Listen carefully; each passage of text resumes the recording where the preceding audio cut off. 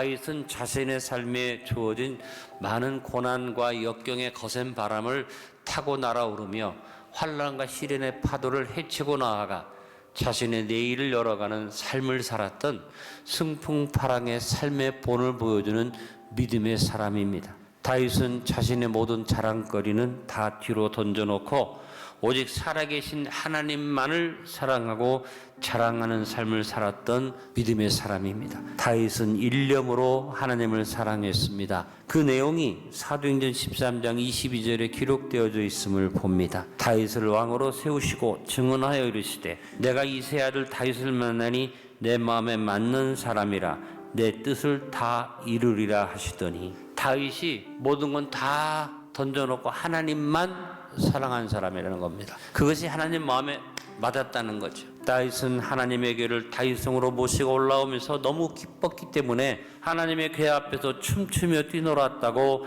사무엘하 6장 16절과 역대상 15장 29절에 기록되어 있습니다. 때때로 인생의 무서운 풍랑을 만나는 우리에게 다윗이 하나님을 향해서 품었던 사랑의 일념이 그대로 주어져서 우리도 일념 통천을 이루고 어떤 거센 파도나 바람이 불어와도 이기는 승풍파랑의 복을 얻게 되기를 축원드립니다. 먼저 다윗은 감사의 일념으로 하나님만을 사랑하였습니다. 다윗은 하나님만을 사랑해서 한 마음으로 하나님께 감사하는 사람이었다고 오늘 8절로 9절에 그가 고백하고 있습니다. 너희는 여호와께 감사하며 그의 이름을 불러아뢰며 그가 행하신 일을 만민 중에 알릴지어다. 그에게 노래하며 그를 찬양하고 그의 모든 기사를 전할지어다.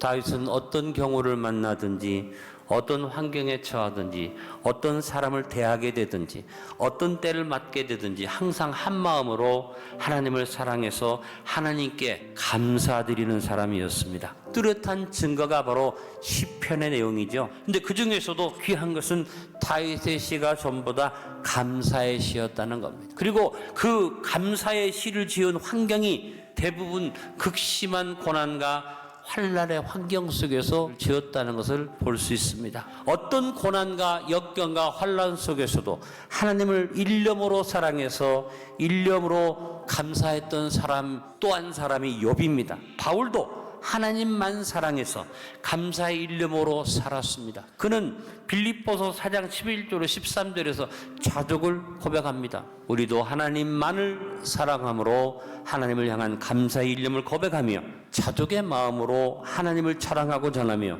일념 통찬을 이루어 승풍파랑을 누리도록 합시다.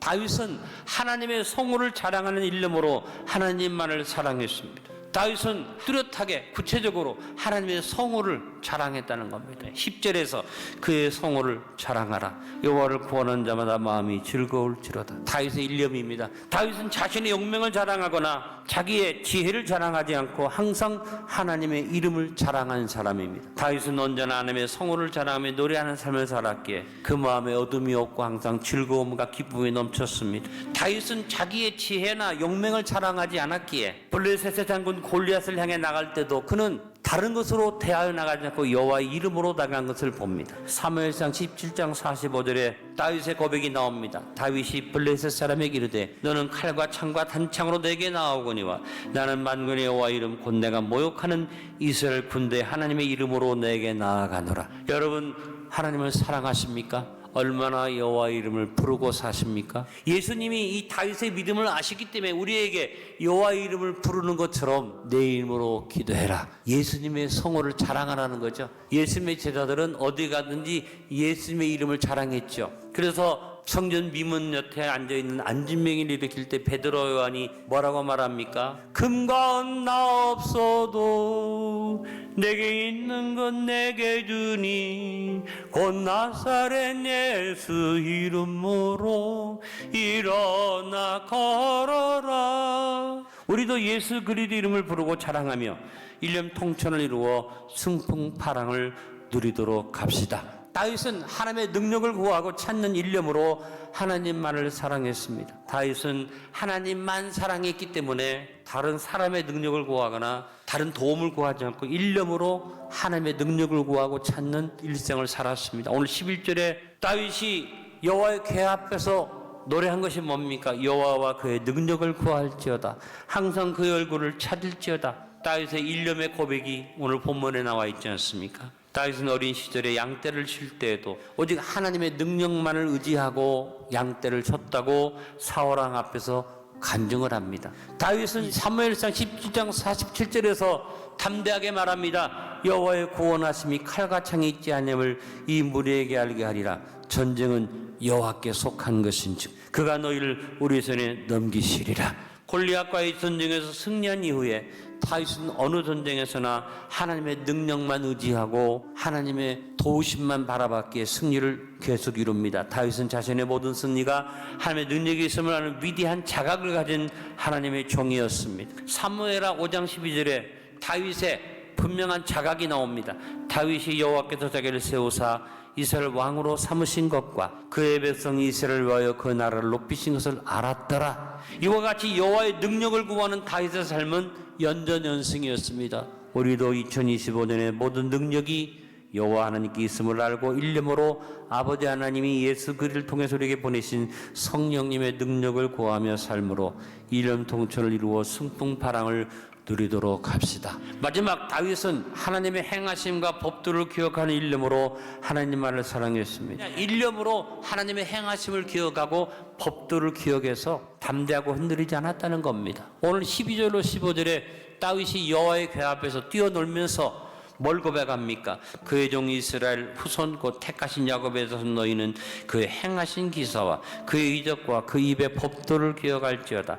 그는 여호와 우리 하나님이시라. 그의 법도가 온 땅에 있도다. 너희는 그의 언약 곧 천대에 명령하신 말씀을 영원히 기억할지어다. 다윗은 진정으로 여호와의 법도를 일념으로 기억하고 여호와의 행하심을 생각하며 산 사람이었습니다. 그는 자신이 사울을 죽일 수 있는 직접적인 기회를 여러 차례 만났지만 언제나 하나님의 행하심에다가 몸을 맡기고 하나님의 법도를 기억하면서 자기가 하나님이 기름 부어 세운 종을 손대지 않겠다고 하나님의 법도를 기억하면서 주님 손에 맡긴 것을 봅니다. 다윗은 하나님의 행하심과 법도를 일념으로 기억하고 지켜서 하나님을 진정으로 사랑했기 때문에 하나님 마음에 맞는 사람이 되었고 일념 통천을 이룬 믿음의 본을 이룬 사람이 되었습니다. 하나님의 행하심과 법도를 기억하여 지켰던 다윗은 자기의 왕위를 잇는 솔로몬에게 역대상 22장에서 하나님의 행하심을 일념으로 바라보고 그 법도를 일념으로 지킬 것을